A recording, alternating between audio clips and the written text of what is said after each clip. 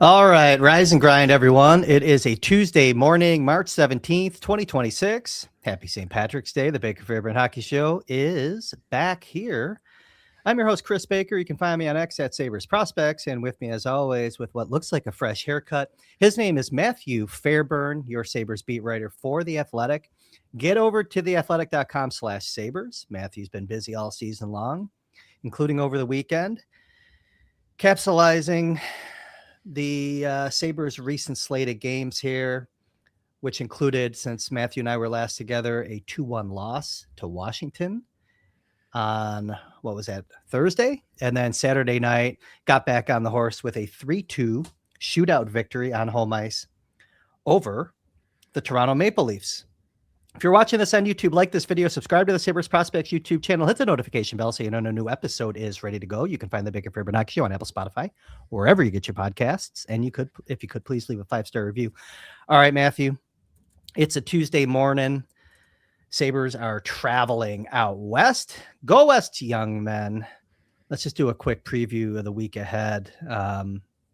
And just kind of set some things up that I think we want to talk about. I think the defense is going to be front and center in today's discussion, but March Madness taking over KeyBank Center, and Sabres have games tonight, Tuesday, in Vegas, at San Jose Thursday, and then back-to-backs in LA and Anaheim Saturday and Sunday. So good job by the Sabres on Saturday, I guess. Righting the ship, so to speak, not getting on a 2-game losing skid before heading out on this critical road trip. Look, these are going to be really meaningful games out west for not just the Sabres, but when you look at their opponents, like Anaheim and Vegas are 1 and 2 in the Pacific.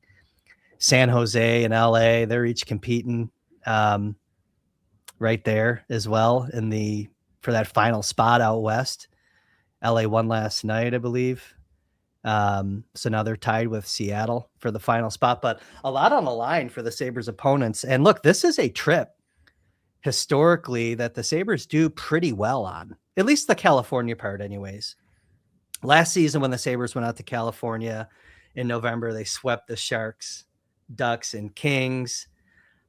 They didn't go out to Vegas, I think, until January. And they lost that game. But then both 2022, 23, and then 23 and 24. So the 2 seasons before that, they won at Vegas and they took 2 or 3 in California.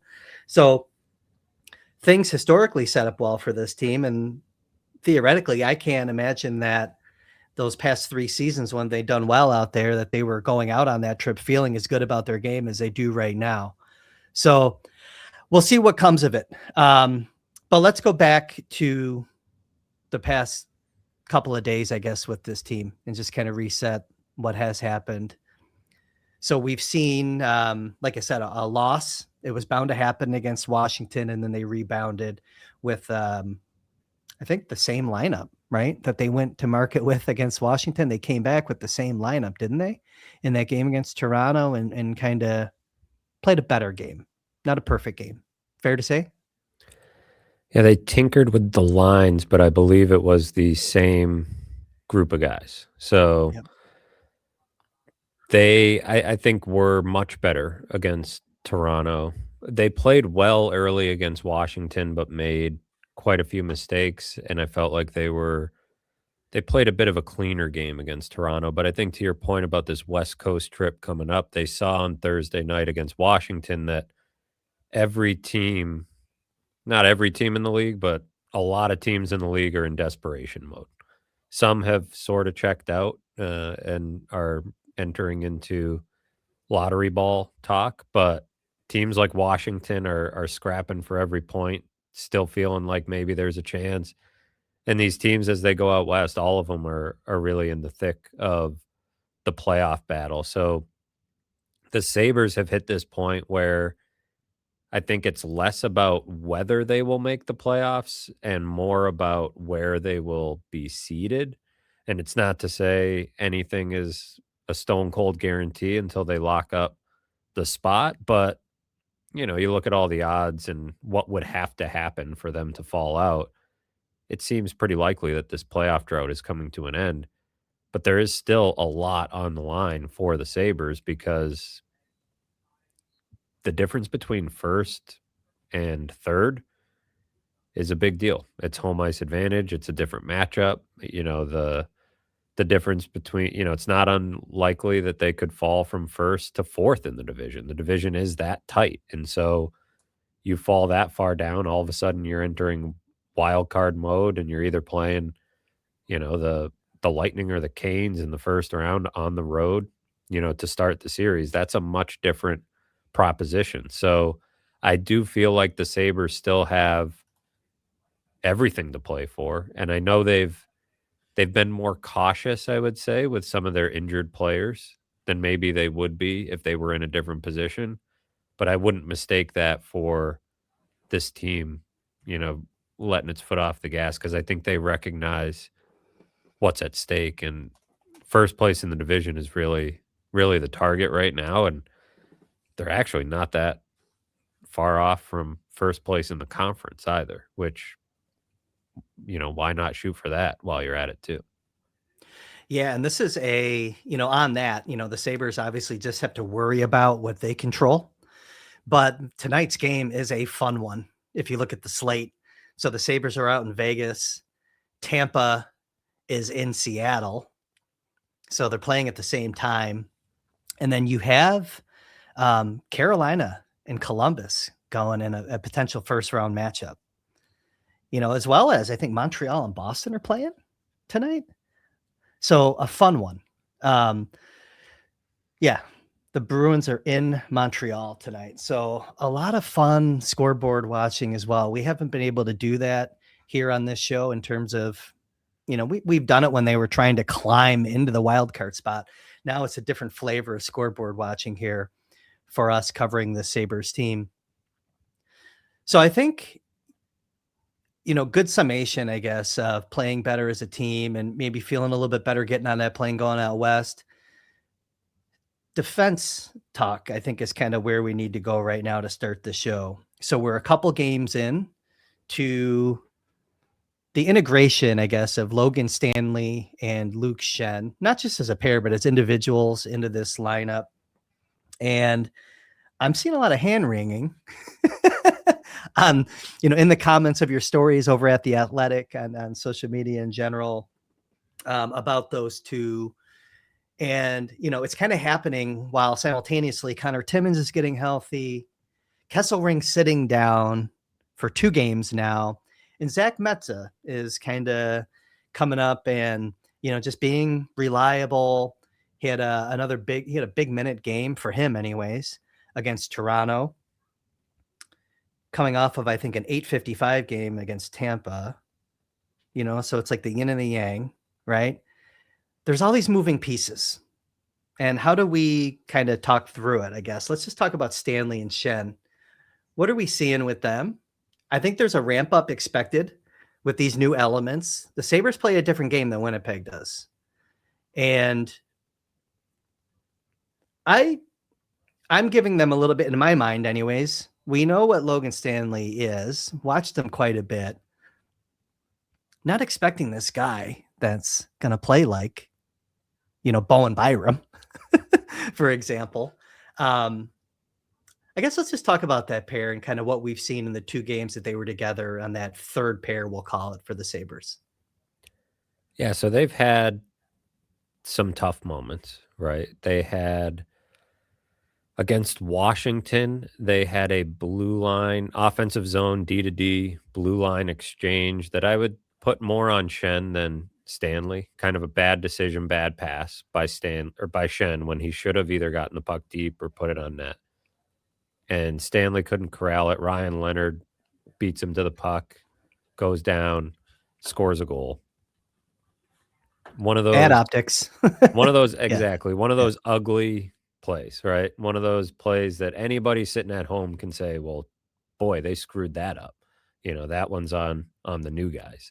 And then against Toronto, they were having a tough time getting the puck out of the zone. It ends up on Schenn's stick in the middle of the ice in the defensive zone, and he kind of has a weak backhand clearing attempt that gets picked off. Dakota Joshua, I believe it was, finishes the goal. So again, ugly moment. anybody watching at home can say those guys screwed up. And fair. Like they've played together for 2 games, they've been on the ice for 2 goals against. And in both cases you could put the blame on them. And in both cases, here's where it's going to be tricky to parse. I'm with you that they are owed a bit of grace adjusting to how the Sabres play. It is a lot different. The speed that they play with, the way the defensemen jump up into the play, and the way the forwards, like, you have to think about it in the offensive zone. If you watch Dahlin, Samuelson, Byram, That's the difference like, about Winnipeg and Buffalo is yeah, in the offensive zone. Just the to be clear. way they cycle and the way they, I think you could actually go back to last season and see how often the Sabres themselves screwed stuff up when you think about the adjustment to the system. A big part of their problem last year was not being on the same page when Dahlin or Byram or Power would jump down into the offensive zone. Sometimes the forward wasn't quick enough reading what needed to, who needed to be replaced or how quickly they needed to be replaced. They weren't on the same page. And I think for a new defenseman coming into this system, you have to get used to playing with these forwards, knowing that the puck could come to you at any time almost. They like to play high in the offensive zone at times to create space. And the way they do that is the defensemen move laterally along the blue line a lot of times, and they have the skill to do it. Schenn and Stanley, I don't want to say they don't have the skill to do that, but they have a different set of skills. Like they don't play that way. And I think getting used to, playing off these forwards and finding a way to play that game in their own way, right? They're a pretty typical lefty righty stay at home type of pair. And so I was talking to Stanley, I think it was Friday after practice, the first time he actually had a practice. And, when I was asking him about getting used to, his teammates, the town, the whole thing, the adjustment, just life-wise, he immediately just said he's getting used to how these guys play, right? Like that's the first thing on his mind. It's not about getting settled or, his day-to-day routine or getting used to where things are. It's literally getting used to how these guys play because it is so much different.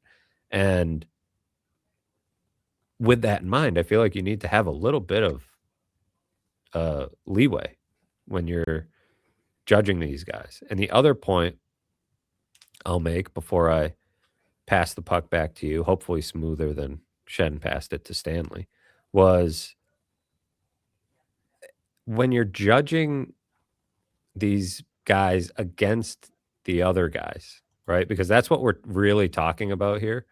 Mm-hmm. First of all, good problem to have with this team. Some of the show topics we've had over the last 3 seasons, this one ranks as a good problem to have, right? You're figuring out your third pair going into the playoffs. But judging them against the other guys, the reason the blue line was working so well before these guys got here is because it was basically the top 4 doing everything. I saw some people, not everybody, but I saw some people saying Metsa Kesselring should be the third pair. And I believe we made this point at some point in the last few episodes. That wasn't really a pair. They didn't play together all that often. It was those two rotating in with the other 4. If you think that gives the Sabres the best chance to win, you might be right, because they have their best chance to win when those 4 guys are on the ice in some combination. And we saw on Saturday night, even Zach Metsa playing a bunch of minutes with Rasmus Dahlin worked pretty well. I thought the timing of that Zach Metsa game was just added fuel to this fire because Stanley and Schenn aren't playing well. And I will say they got a little more comfortable as that Toronto game went on. But they had a couple of bad moments. And then you have Metsa, who has some great underlying metrics, right? He hasn't been on the ice for a 5-on-5 goal against in months. He's Sabres goalies have like a 980 something save percentage when he's on the ice. And then he goes out and plays 15 minutes for the first time and it goes really well. And he looks like he can, hang with that type of workload. And all of a sudden, it creates a bit more of a debate. But judging what Stanley and Shen were doing as a pair, taking a lot of the heat off the top four, is different than judging what Metza and Kesselring were doing for a while, which was really rotating in with the top four. It was much different. Now, if you want to say, I think it's two different conversations between Stanley and Shen, personally. But there's no doubt. There's no doubt that there's a lot of internal competition all of a sudden, and Connor Timmins is maybe a week away from being ready for game action, and that creates another discussion point. No, it does. And I don't even know where to go, honestly. I think that, Lindy did the right thing with those 2 home games. I think getting both those guys in, but now you got to start looking at them as separate entities, Stanley and Shen. They did have a lot of minutes together in Winnipeg. Just diving into some of their numbers together yesterday, but that's in the past.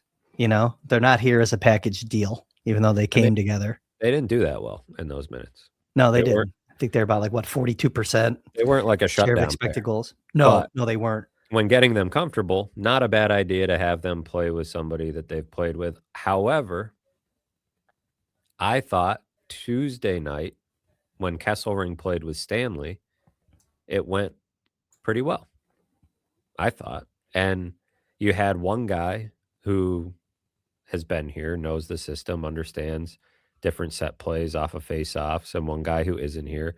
Having 2 guys who haven't been here, whatever pre-established chemistry they have from Winnipeg, you've got 2 guys figuring it out at the same time. I think, personally, I would prefer if you had at least one guy on a pair who has a bit more of an understanding of the system. But that I do understand what Lindy Ruff's doing, because you have to get, what are you going to do? Put them on the bench, and then if you need them in the playoffs, you're just throwing them in cold and they don't have game reps. Like, you need to give them some chance to get going, give them a little bit of runway to get used to how you play. And I will also say that, Shen gets in the fight on Saturday night, he ends up getting the belt from his teammates. Now, you could say that's just the locker room being, trying to welcome a guy in. But if you look at that game, that kind of sparked them. It's exactly what Jack Quinn said. He said, this one's going to Schenner for sparking us. And it is a little thing about the Sabres locker room, but it did impress me that they gave him that they're good at bringing new guys in and all of a sudden making it feel like they've been there all along. And that is a little bit of what he brings. And I thought that pair did settle down late in the game and made a few plays. They started looking more comfortable with the puck. And so there's limitations there for sure, and competition and good discussion to be had about who should play and who shouldn't. But I would just encourage a little bit of patience for these 2 guys, before we start calling it the worst trade in NHL history. Logan Stanley looks like Logan Stanley. My point about the hand wringing, I guess, is that literally we heard a lot of fans want Logan Stanley. Well, why did you want him? Because this is what he is. This is what he's looked like. And he's not horrible, by the way. He's made some good plays. Getting back to how to deploy these guys moving forward, I think Shen got in, got some time, got the belt. He can still hand the belt off next time. He's probably not going to be, I don't know. It looks like in the practice pairs before they left, you were there. You tell me. I missed yesterday because I was sick. Okay. But yes, from what I believe saw, that they were there practicing again as a pair. But it doesn't necessarily mean that they'll play in the game, right? So maybe we'll see what they decide to do. Yeah, where I'm going with this, I think, is that you can put Shen out of the lineup. You got to get Kesselring back in. I am with you on Kesselring Stanley. I think that could actually be a very good, competent pair for 15 and a half minutes a game if Kesselring is healthy. You have the luxury now, as long as, Shen, Metza, they kind of keep doing what they're doing. Samuelson's got to obviously play, right? You have the luxury of getting Kesselring as healthy as he could possibly be for the playoffs. Forget Timmins for a second. That's a conversation that let's not even introduce that wrinkle. Let's get him time to get his conditioning up, get healthy. We'll talk about it then. It's the Kesselring health thing, I guess. You got to get him in. Metza, the opportunity that he got playing with Dahlin those minutes the other night, it wasn't, I think, him excelling or like playing better, having some shine on his star, wasn't just because of the opportunity. It's because Sabres just traded for two guys. Fired up, wants to play. He's a smart player. He just wanted to get out there and play and do a good job and use that platform that he was given to say, hey, I'm still here, guys, right? You need Kesselring to do that. You need the same attitude, the same approach. Now Lindy has to give him that opportunity. That's what I would like to see. Stanley Kesselring right now, figured out. That bumps Metza back out for a little bit. Kesselring. Metza becomes your Bryson. Yeah, Metza played. The Metza Kesselring debate becomes an interesting one because on Saturday night, Samuelson was out. Again, a luxury they have being where they are in the standings. That might be. I think I know where you're going with this. Part of the depth is that you can give some of these guys. Like we talk about getting Kesselring right, getting Timmins right, keeping Samuelson humming is important. And given his history. So being able to take him out of the lineup is, when he's dealing with something is a nice luxury to have. Does he need another day? Yeah. Right. Maybe. I mean, it wouldn't hurt. But with Samuelson out, going to Metza instead of Kesselring, that was a notable decision, right? And Lindy Ruff said on, I think maybe it was after the game on Saturday, or he said it multiple times, really, like he has earned the right to be in the lineup. And he has, by the way. Which is a comment about Metza, but in a way is a comment about Kesselring, right? Kesselring has been dealing with injuries. Hurt his knee in training camp and then had the high ankle sprain early in the season, re-injured the ankle. To the best of my knowledge, like based on chatting with him here and there, like he's feeling pretty good. He's feeling about as good as he's felt since. He's not feeling 100% and maybe not probably will not 85. Like hard to put a number on it, but he's feeling absolutely good enough to play. Right. I wish it was like Mortal Kombat and we could see the power he just had a on these meter. guys, man. I walk into the room and it's on their locker call. It's like, ooh, they have a shirt on. There's a little thing. It's like, I'm feeling this today. Yeah. Samuelson. Samuelson's 63%. Time to get him a game. Yeah. It's not quite like that, but Kesselring he wants to be playing. He's feeling much better now than he was at times when he was playing through injury earlier in the season. Put it that way. Like physically, he's feeling better than he was at times when he's been in the lineup. And it doesn't feel entirely like a injury decision from Lindy Ruff at this point.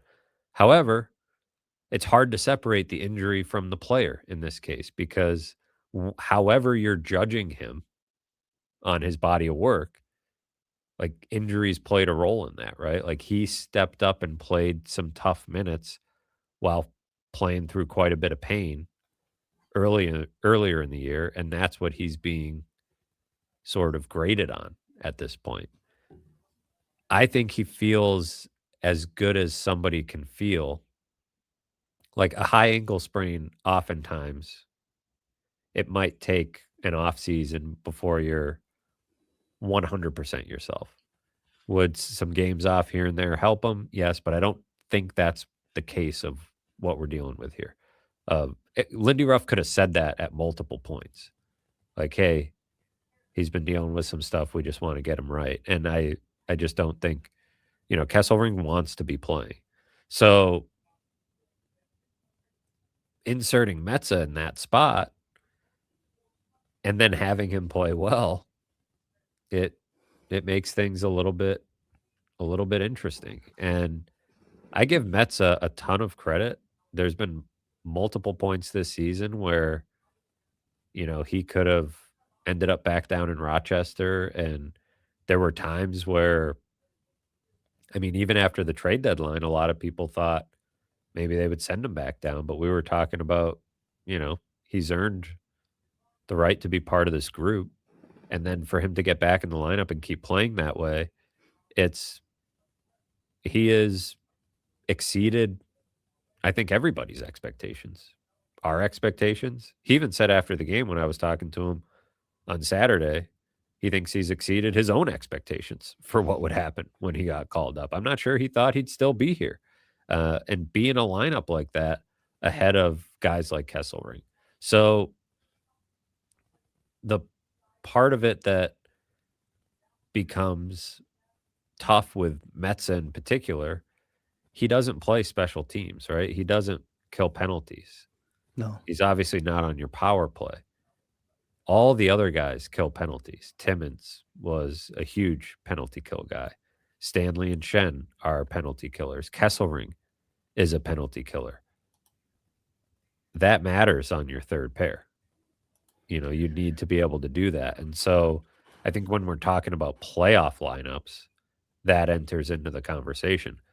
But right now, you keep giving Metza games here and there because I think you're going to need it. You're going to need to give everybody some time. And he looks like an NHL defenseman.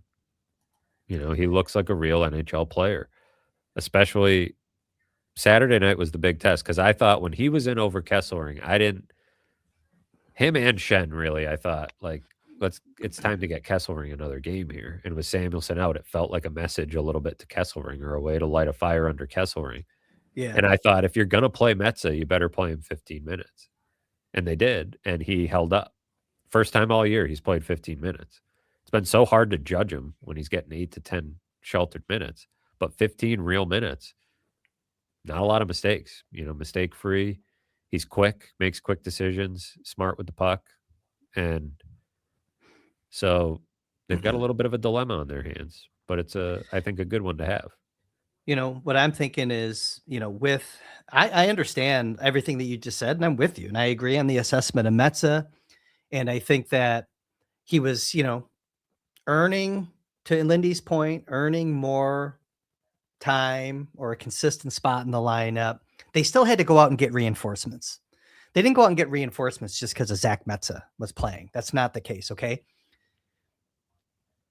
I understand that, like, what I'm proposing with Stanley and Kesselring getting in there on the assumption that Samuelson's playing bumps Metza out of the lineup. And that runs counter to how we're seeing Lindy act. It also runs counter to, like, Alex Lyon's comment after the game about Zach Metza being a security blanket. That gives you a little bit of pause, too, when you're assessing the situation. Not that the inmates are running the asylum down there, but I think that shows the value that your defensive pillar, your goaltender, what he's saying about one of the key guys in front of him. And that gives me a little bit pause, too. So I understand, I guess I'm using that as an example that I think what I'm proposing runs counter. But I think let's see what Kesselring, you got to see how Kesselring reacts. 2 games is enough. Don't let him sit there and stew. Get him in there. And that's what I would like to see Lindy do in Vegas tonight to start the road trip. And I don't expect him to, by the way.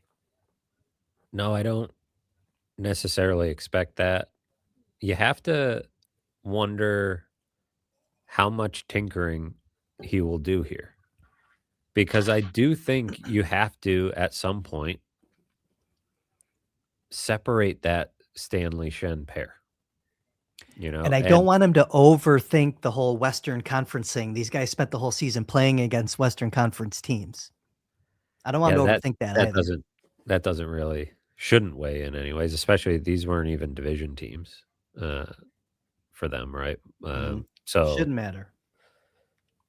I just think they need, like, I would separate Stanley and Shen for, if no other reason, to figure out who else Stanley might be able to play well with. Because I think Stanley has a real chance to be an everyday guy and probably will be come playoffs. Like, when everyone's healthy, I would expect Stanley to be in the lineup. Unless he really plays poorly down the stretch. Yeah. But I want to talk about Timmins when he gets healthy. well, maybe that's the guy, right, that plays with Stanley. And then I think there are guys, when you're looking at this competition, these guys all know they're in a competition, right? And they're looking at that playoff lineup and, like, how do I get in that playoff lineup? And like I said, being able to kill penalties is a big deal. Stanley being a left shot for the bottom pair is probably a little bit of a big deal. They have so many left shots in the top four, but let's face it, those guys are eating minutes together, right? They're not, mixing in these right-handed shots necessarily. Maybe Timmins. Timmins got a lot of time with Byram early in the season. But then you have lineup options. But that's why I say you got to mess around a little bit with different partners for Stanley. We saw Kesselring. I thought it went pretty well. How would it look with Metza? How would it look with Timmins when Timmins is healthy? And what matchups are the appropriate ones to bring Shen back in? And if you do that, can you, I don't know, are there nights where they'll go think about down the stretch, think about going 11-7? Maybe. But I don't think it's going to make a lot of sense with how I'm the not a fourth fan of line. that. Well, with how the fourth line is playing. I think earlier in the season when the fourth line was struggling, maybe you could make that case. But the fourth line has been a real strength. And so you want You're that losing. group. You're talking about penalty killing, like you're losing. Right. You want losing that that. group to be together and playing the minutes that they're playing, because Carrick and Ballantyne, those guys have been big, and Krebs now down on that line. I think you want those guys to have a chance to get rolling. So that's not really the best way to get these guys in. But there will be matchups where you probably want a little bit of Luke Schen's heaviness potentially down the stretch if there's an extra chippy opponent. But when you're thinking about the playoffs, putting Luke Schenn in doesn't really enter my mind with how he's playing and with the other options that they have, right? I think the struggles of that pair aren't all because of Schenn, but I feel like he shoulders a little bit more of the blame than Stanley does. And we'll see what Lindy Ruff decides to do and how much that veteran experience of Schenn really weighs on his mind, even though he's not playing that great. Yeah, and look, I think that I agree with you when you say that Stanley's going to be probably likely an everyday guy in the playoffs. I mean, because, you can sit back and say, well, wait a minute, why aren't they just going with Kesselring and Metza?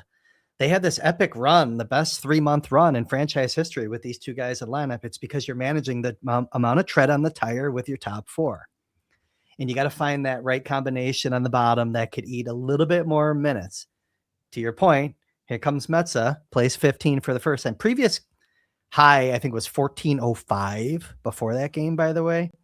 When you look at Metza, I guess what I'm saying is we're still not all the way there with Metza. Let's not overreact to his underlyings or one game against Toronto, who sucks this year. Okay, let's just call it like it is. Well, he's playing with Dahlin. Playing with Dahlin helps, right? Dahlin is playing at a world-class level right now. But Metza played a smart, solid game. In the 4 games of February, or 5 games that he played in February, so 2 before the break, 3 after the break, he averaged 9 minutes and 15 seconds in those games. He's been back, I think so, since his recall, December-ish. He's played 30 games since that recall. 15 less than 10 minutes. 15 over 10 minutes, I think was the breakdown. 15 to 30 games since the recall has been played. So, like, I don't want to overreact. Just like you shouldn't overreact to Stanley's first couple of games, let's not overreact to Mets either in limited, guarded minutes.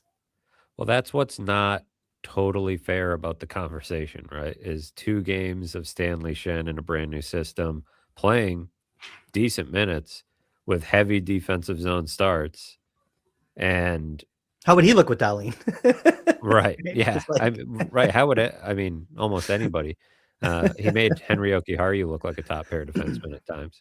What were the minutes, by the way, on Metza Darlene? I don't have that up. I don't know if you have it up either. It's okay. Don't worry about it. Yeah, natural stats came down, so I don't know if I'll be able to pull it up off. Yeah, that's okay. I'm sorry. I knew that. I shouldn't have pulled that on you. Sorry. But yeah, I think the way they're deployed matters. And I mean, the big question I had coming into Saturday was like, okay, Zach Metz has earned this. I agree with that. He's done nothing to be taken out of the lineup. However, if you're going to go with that defense, if you're going to go with that logic, you need to play him, right? Because part of the reason you acquired Stanley in particular, but Stanley and Shen, is to ease the burden of the top 4. And if you're not going to do that, if you're going to put guys in the lineup who don't get more than 10 minutes, that's not sustainable. You know, and again, when Kesselring and Metza are the 2 that you go with, they're not really operating as a pair. They didn't really operate as a pair during that multiple month stretch. They operated as a couple of extra guys that rotated in at times. And what they're trying to do is find a third pair. They haven't had a third pair since Connor Timmins broke his leg. They just really haven't. And yeah, it hasn't been pretty with Stanley and Shen, but they have been operating as a third pair. And I think if you watch late in that game against Toronto, like in the third period, they started moving the puck in a way where I said, okay, they look a little more comfortable. To that point, they had not looked comfortable. And they looked like a problem. But I think the other issue, obviously, was Stanley that stands out. But again, like you said, this is who he is. And this shouldn't be, you know, a huge shock. But there are times where the foot speed gets him, right? Like he had that holding penalty on Thursday night, maybe, against Washington. Yes. His second game, right? Or was it his first game? That was his first. No, his first game was against. No, that's right. He's played 3. That's right. Yeah. No, so the penalty was. I think it was against Washington because I think it was. It might have been Leonard again that got around. I think it was Leonard. Leonard gets around the play, and sort of, Stanley's chasing him into the corner, and Stanley just can't regain the step that he lost. Takes his hand off the stick. Ticky-tack call, but still, he's beat, and he takes his hand off the stick. And that's a play where you look and say, yeah, foot speed got him a little bit. But is that going to be solved by getting more comfortable? Probably not, frankly. Like, that's, who he is. But the puck decisions, the puck play, that I could see getting better as you get more comfortable, as you get more confident, and you're not thinking so much. Maybe that's the case too with the foot speed. Like, it's been a long couple of weeks for him. Like, as he gets settled and starts to feel more like himself, maybe he'll be more confident and moving a little bit better. But that is sort of a limiting factor in his game. But 6'7", the reach, that's big on the penalty kill. And, that's useful on the penalty kill, useful in certain game situations. Metza just doesn't have that. And it's a reason why he hasn't played hardly at all on the penalty kill this season, is because he doesn't have the traits to do it. It's not that he's not smart enough. It's not even that he doesn't have the skill. No, you got to It's eat up it's space the and clog traits. You need to be big, lanes. and you need to clog lanes, and you need to take away time and space, and you got to be big to do that, frankly. Metza with Darlene last game, even strength minutes 12:03, 5-on-5, 11:25. So I just wanted to dial it in. Like it wasn't a casual endeavor for those two. I mean, the eye test, I just wanted to measure it though. We are 40 minutes in on this Tuesday, St. Patrick's Day edition. So like this video, and we'll continue on here for a few more minutes. Snowplow woke me up this morning a couple minutes before. So it's March 17th. I usually get up at like 4:40, 4:45. I want to take a shower, have coffee, maybe jot a couple things down before you and I get together and do these shows in the morning. The snowplow's cruising down the street, and it's just like so damn depressing. So shout out to our skier friends. But I'm ready for golf season, man. So I've had enough of this stuff, and that really It was like put a 60 damper on my yesterday morning. when I woke up. It was like It's ridiculous. almost 60 degrees, and now right back to snow. So that's tough. So we'll put a bow on it for now. I think we need to see a little bit more Stanley. We might see a little more Shen. We'll see. It's funny when you look at the schedule, there are a couple of games down the stretch where it might make sense to like have a little bit of Shen action in the lineup. Think about a game at Ottawa. I don't know if you got to throw them out there again. Maybe that other, Tampa game, Columbus game late in the season, things like that. Let's see how the Sabres are doing also in the standings, because they're gonna be fighting tooth and nail right down to the wire on this, trying to lock down, first place in the division and or conference. So we'll see about that. But maybe it's Stanley. We talk about I've been mentioning, Stanley Kesselring. You got to take a run at seeing Stanley Metza at some point. Absolutely. You have, I mean, just see how it works and see. Look, Stanley Shen not working that great. So you have time to tinker. And those games you mentioned are the two that I had in mind as I was looking at maybe there's spots to get Shen in, just to settle things down. But again, don't get too cute. Don't get crazy with it, right? Get the 2 points. Because here's the thing. Kesselring can do that stuff too. He's not as good at it, I don't think, as Shen is, the fighting in particular, but he'll do it. And I mean, he injured Cernak, or Cernak injured himself while fighting Kesselring. Probably injured himself. Kesselring was there, right? Kesselring was participating. So I look at it and think that Kesselring gives you enough of that. More of it than, say, Timmins, right? And Timmins, that might end up being your best guy to go with on that bottom pair if he can get up to speed, get his conditioning right. We saw what injuries did to Kesselring, so there's always that bit of caution you have to have when this guy's coming back. But he was a huge asset on their penalty kill while he was healthy, so I would imagine they want to get him going again too. But it's a crowded room, and there's time for it to sort itself out. Yeah, I wonder about the PK. Like, what that's the one thing. Like, what do you do if you go Stanley Metza for a game, and what do you do on the PK? You got to think through that a little bit, I guess. You're going to end up with all left shots. Shots, and you got to throw. You're not going to spell one of your your top 4 guys there either. You're going to probably put an Owen Power out there or Samuelson out there. Yeah, exactly. Byram has killed penalties as well. So yeah, it doesn't allow you to do that. And that's something to think about, I guess. It's not purely a 5-on-5 play to see how things look. You do have to manage special teams. So, and the Sabres been great on the penalty kill all year, so don't screw with that, but they already are in a way. So we'll see. Hey, as we round out the show today, just a couple other things. So just news and notes again, really it's Sabres After Dark, key games, critical games for their opponents. Like I mentioned at the top, San Jose and LA are both coming back from 5-game road trips. Something to think about. Those teams that are kind of chasing that last bubble spot there. Um, that might help the Sabres a little bit.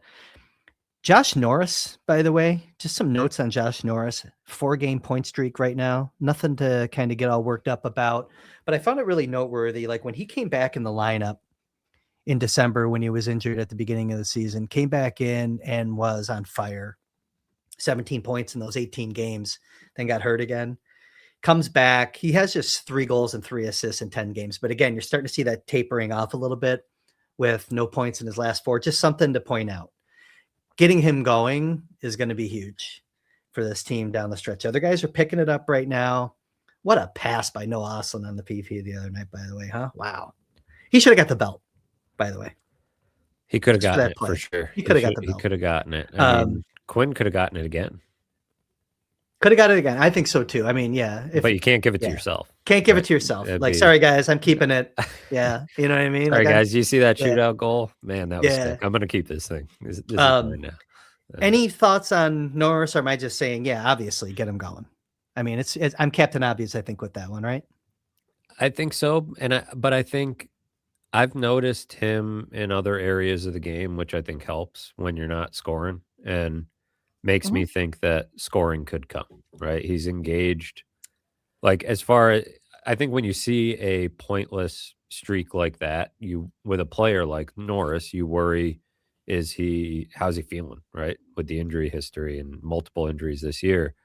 But I see him involved physically, involved after the whistle, and making some good plays away from the puck.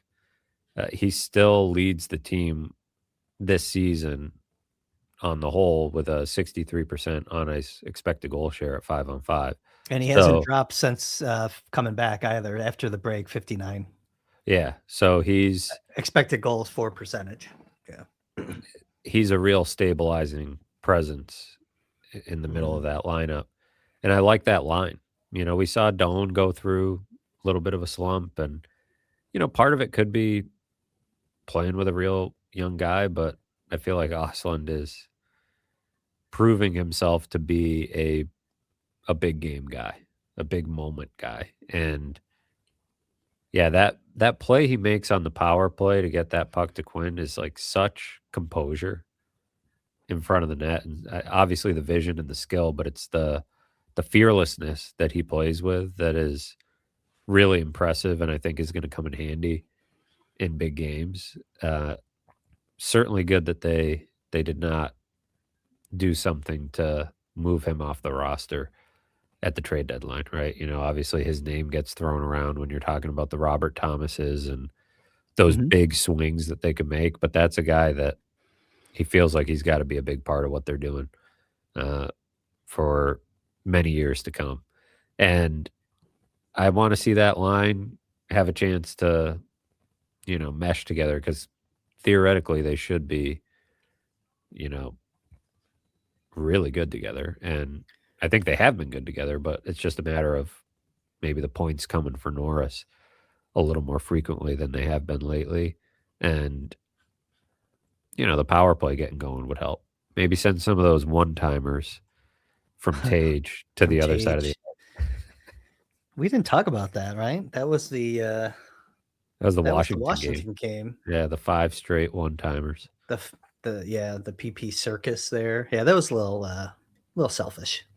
Much. I say pass the puck. Like, I mean, Dahlin's the one feeding him, right? Yeah. Dahlin's the one feeding him and keeping it going, but it's like they're entertainers. Yeah, maybe. But I hated that. I was like, right? I think it was during the game. I was like, no, he didn't score. And I was like, and they were like poor angle shots. It's like, geez, low percentage shots, but yeah, it was fun. It was a good minute-long clip for social media. No, so the Norris thing, it would be a luxury, I guess. He's not playing poorly by any means. It's not what I'm saying. Just looking at some trends, and the line has been humming. Just connecting, I think, more regularly would be good for the health of the team to get him going before other guys start dropping off. It's going to happen. It's a cycle with some of these guys, so something to watch for there, I guess. Nick Schmaltz signs a contract extension. Another guy getting an 8-year contract. I think it was 8x8. We know there's another guy, not in a direct comp, but in the neighborhood, that's on the Sabres roster right now that might be looking for an 8-year contract. What do we think that number that Schmaltz got might do to the Alex Tuch negotiations, if anything? I mean, the 8 years is just another data point that Mm-hmm. that's what these guys are getting, right? And even at 30, which Schmaltz is, he gets 8 years, brings the AAV down to get it. I think it doesn't change things dramatically for Tuch because I think we knew that he wasn't getting any lower than that, right? But to say it's somewhere in between Schmaltz and Kempe also isn't new information, right? Like, I think you were maybe looking for a tighter window if you wanted to speed up negotiations. I'm not sure this deal speeds up anything with Tuch and the Sabres, but it does maybe bring the number down a little bit. It's an example of a guy that took maybe a little bit of a discount to stay in Utah where things are going well, so he could get the 8 years and all that. They did get a brief look at the lineup without Tuch on Thursday night. They need him, right? They miss him in that lineup when he's not there and what he brings on the penalty kill. He's a really important player, someone that would not be easy to replace if they lost him. So I think if there's any hesitance about 8 years, you almost have to throw it out the window because the market's demanding it at this point. And Tuch will get 7 if he hits the open market, I would think. But Tuch has to think about it from the standpoint of even in a best case scenario. What do you think the best case scenario is on the open market? 7 by 10 and a half?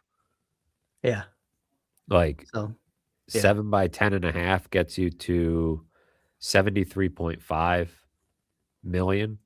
Yeah. Divide that by 8. Divided by 8 is 9.1. Mm-hmm. So So 9.95 is your ceiling.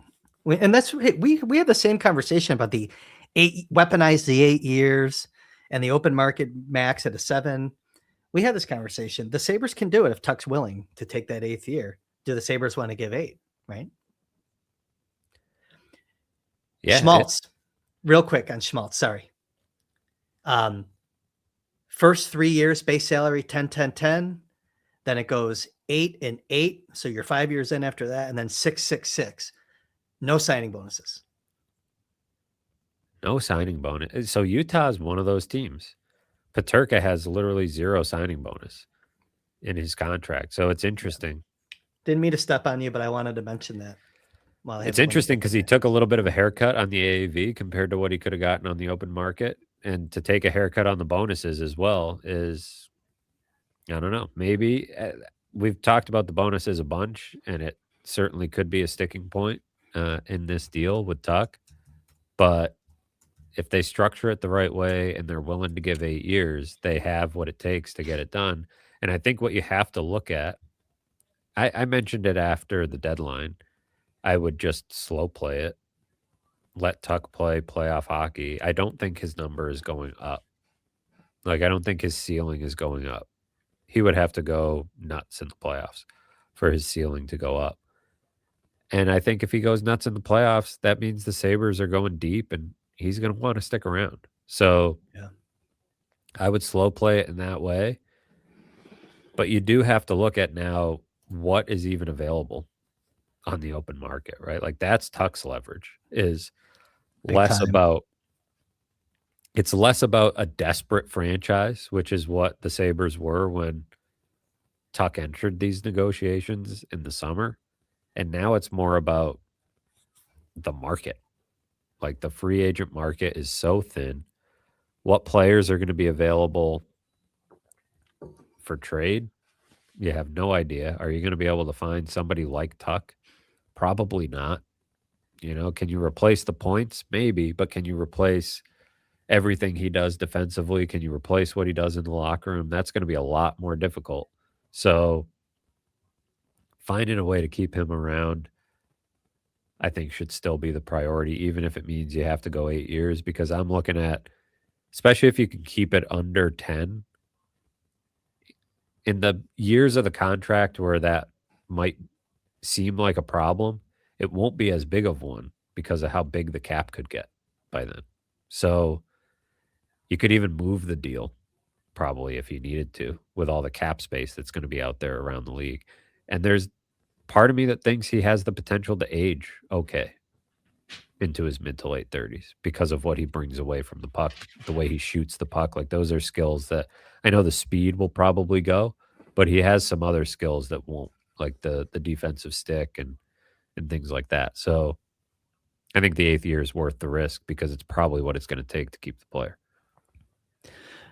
Yeah, and it's depending on the market, I guess. Look, if say the Sabres can, qualify for the playoffs. They haven't qualified yet, so we still have to say that. Qualify for the playoffs, win a round, maybe win 2 rounds. That matters because Tuch doesn't strike me as the type of guy, depending on what the market is, to just go and chase the money, right? So I could see a scenario where he has to do his due diligence at this point and get a number that he can bring back to the Sabres. That's how I'm advising Alex Tuch right now. That's the strategy.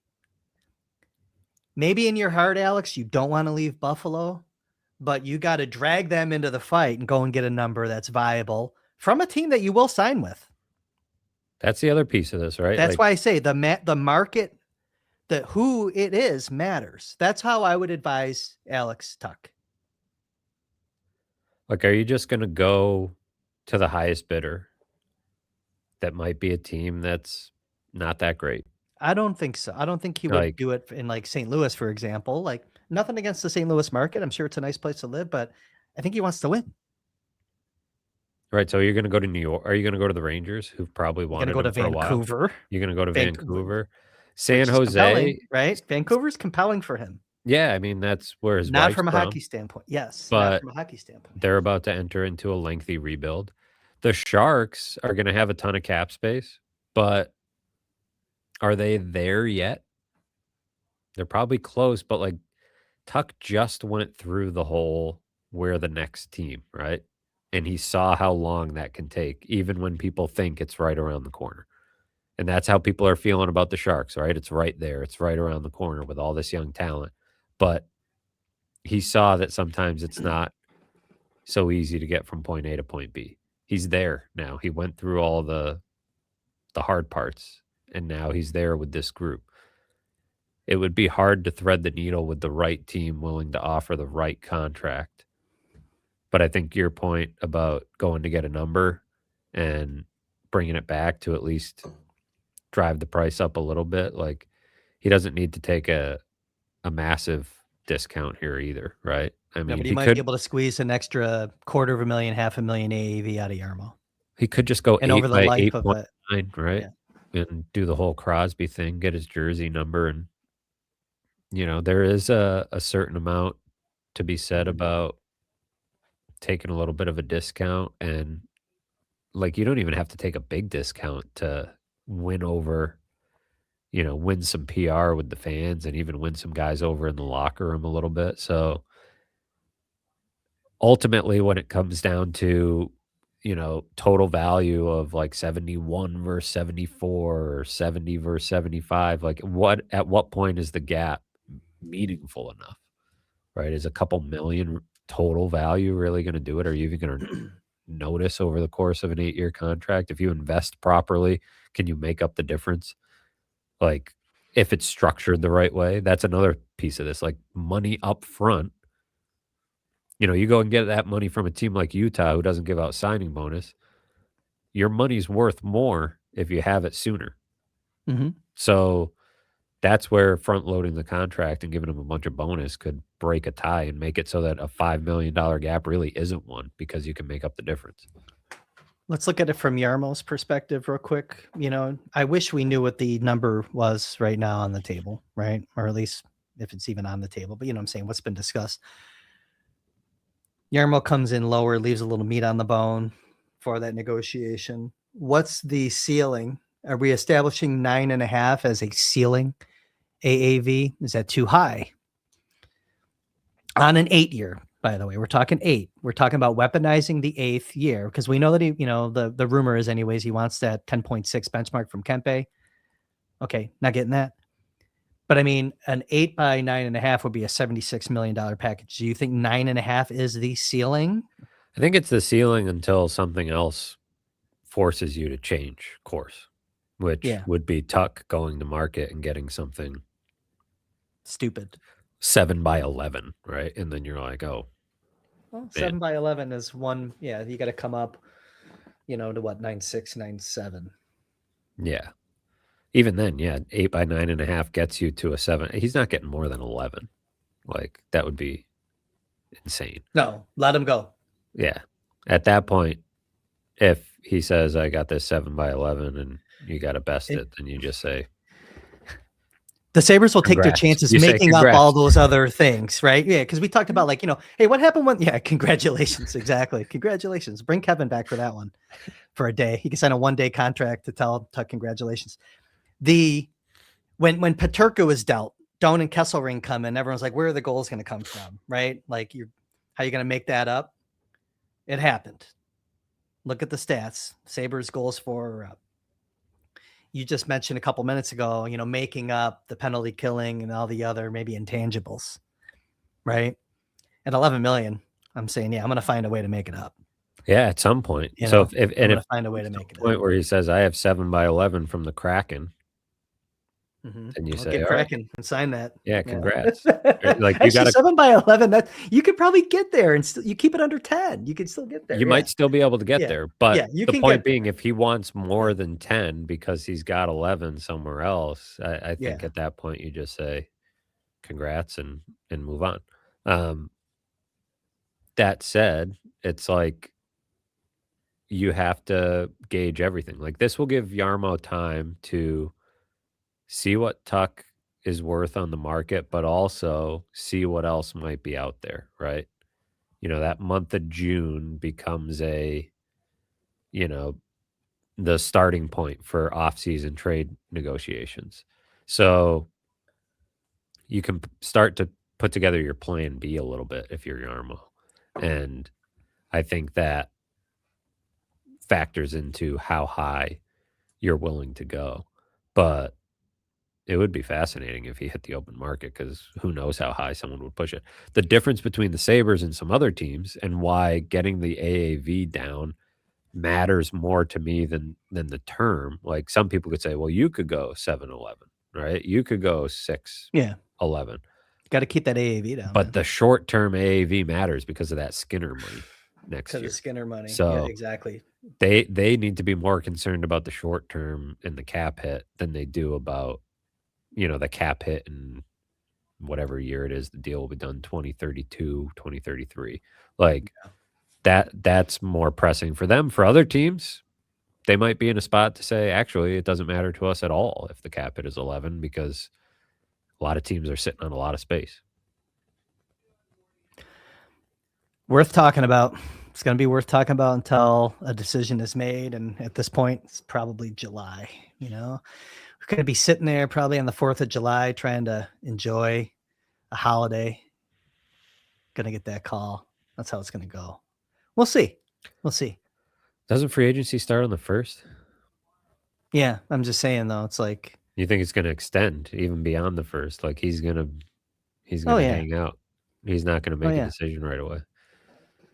That would suck, right? If it starts bleeding into he just does a tour. He starts visiting all these places, drags it out. Guess it would give us. So leave a comment. Leave a comment on what your ceiling is. I know that opinions are all over the place on how to handle Tuch. Leave a comment. Let us know what you think your ceiling is. If you're Jarmo Kekalainen, let us know who the bottom D pair should be if the Sabres are in the first round of the playoffs. Have at it. Let's get 100 comments on this video and let's get 20% of the view. Let's get 20% likes. Let's do it today, people. Let's go. We're freezing. Let's warm ourselves up by hitting that like button. Matthew Fairburn, we are over an hour. Longest show that we've done in a little bit. Let's get some plugs going so I can go shovel my steps and walk my dogs. People can head to theathletic.com/sabres as always and find everything that I've been writing there. Wrote something on Logan Stanley with some input from a few former Sabres who coached him in junior, so people can find that and everything else I've been working on. Have a couple other fun things in the hopper this week that should be worth people's time. And yeah, that's all I got. I got to All tend right. to my children who sound like they're screaming upstairs. So it's Well, about then that time. I'll make it real quick. For Matthew Fairburn, you heard him. Get over to theathletic.com/sabres, like his story, subscribe, do all that stuff, and of course, read what he writes. For the production crew, who I'm going to send over to help Matthew handle those screaming children, I'm Chris Baker. We'll be back in a couple days. Sabres After Dark, late one. Get your naps in, people. We'll be here to talk about the happenings as they happen. All right. Have fun, everyone.